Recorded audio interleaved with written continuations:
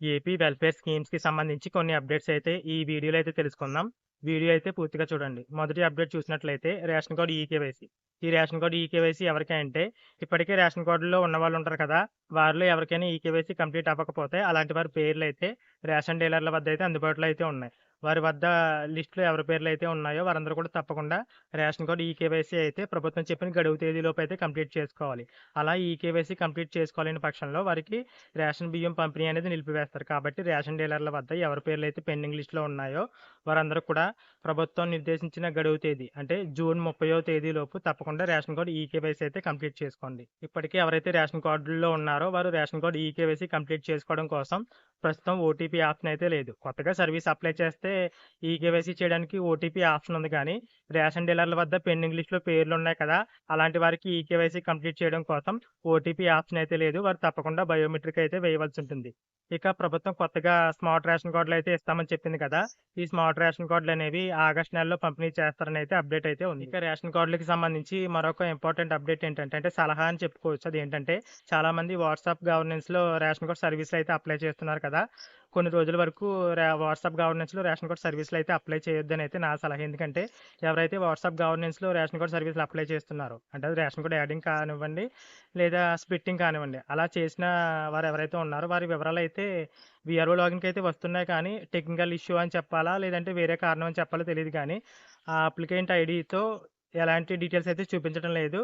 అలాగే వారు అప్లై చేసిన డీటెయిల్స్ కూడా వీఆర్ఓ లాగిన్‌లో తప్పుగా చూపిస్తున్నాయి. అంటే వారు స్ప్లిట్టింగ్ అప్లై చేస్తే భార్యాభర్త స్ప్లిట్ అవ్వాల్సింది పోయి మొత్తం కార్డ్ మొత్తం స్ప్లిట్ అయిపోయి సెపరేట్ రేషన్ కార్డ్ కింద నమోదవుతుంది. అలాగే రేషన్ కార్డ్ ఎవరైతే యాడింగ్ పెట్టారో వారు యాడ్ అవ్వాల్సింది పోయి మొత్తం అందరూ కూడా కొత్తగా కార్డ్‌లో యాడ్ అవుతున్నట్టుగా చూపిస్తుంది. ఇది టెక్నికల్ ఇష్యూ అని అయితే చెప్పుకోవచ్చు. కాబట్టి కొన్ని రోజుల వరకు అంటే ప్రభుత్వం నుంచి మరొక అఫీషియల్ అప్డేట్ వచ్చే వరకు కూడా రేషన్ కార్డులనేవి వాట్సాప్ గవర్నెన్స్‌లో అప్లై చేసుకోవద్దని అయితే నా మనవి.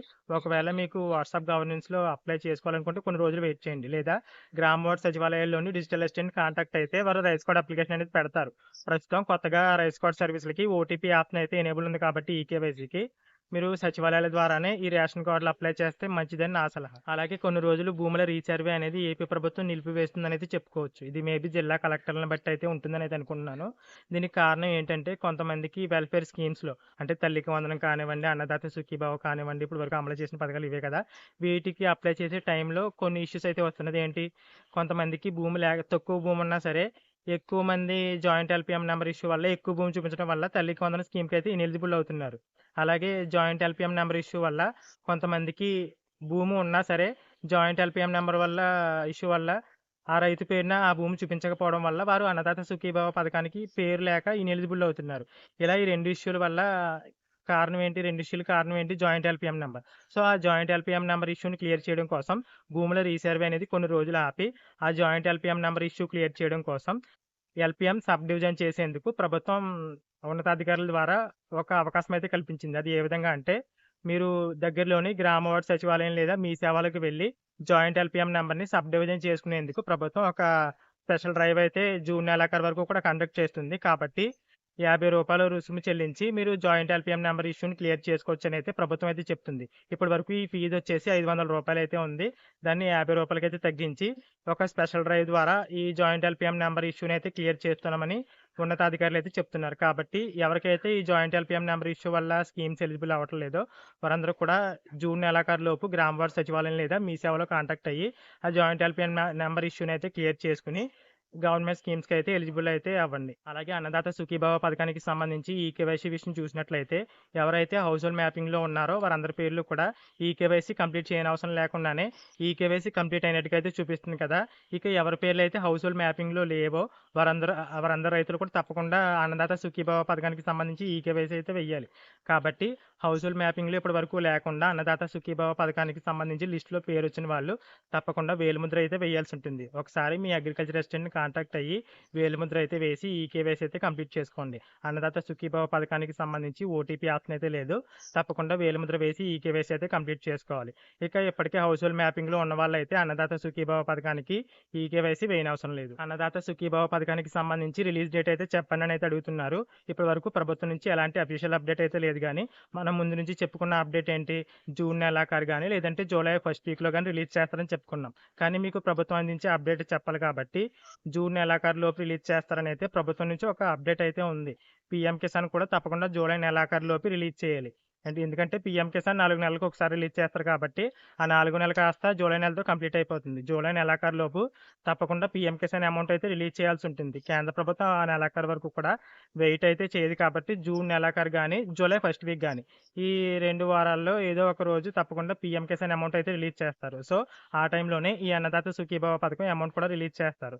దీన్ని బట్టి అర్థమయ్యేది ఏంటంటే జూలై ఫస్ట్ వీక్లో మేబీ అన్నదాత సుఖీభవ పథకం అమౌంట్ రిలీజ్ చేసే అవకాశం అయితే ఉంది. అలాగే నీటి తీరువ బకాయిలు 300 కోట్ల రూపాయల పైనే అని ఈనాడు న్యూస్ పేపర్లో ఒక ఆర్టికల్ అయితే వచ్చింది. ఈ విధంగా ఎందుకు జరిగిందంటే వైసీపీ హయాంలో అంటే అధికారం కోల్పోయే ముందు లాస్ట్ ఇయర్ ఏం చేసిందంటే నీటి తీరువ బకాయిలు అయితే కట్టించుకోలేదు. ఆ టైంలో ఆన్లైన్ చేయడానికి అవకాశం అయితే లేకుండా పోయింది.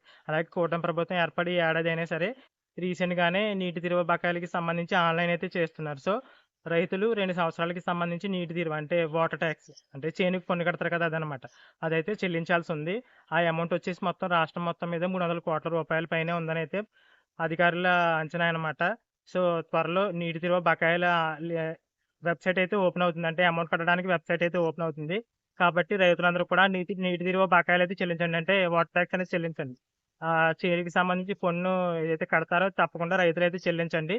ఫ్యూచర్లో మీకు రిసిప్ట్లే ఉపయోగపడతాయి. ఏదైనా మ్యూటేషన్కి కానివ్వండి, ఎప్పుడైనా ఏదైనా సందర్భాల్లో ఆ వాటర్ ట్యాక్స్ అనేది మీరు చెల్లించడం వల్ల మీకు ఏదైనా హెల్ప్ అవ్వచ్చు. సో నీటి తీరువ కట్టినప్పుడు ఆ రసీదులు అయితే ఉంచుకోండి. అలాగే తల్లికి వందనం పథకానికి సంబంధించి గ్రీవెన్స్ అయితే ప్రెజెంట్ అయితే అప్లై చేస్తున్నారు.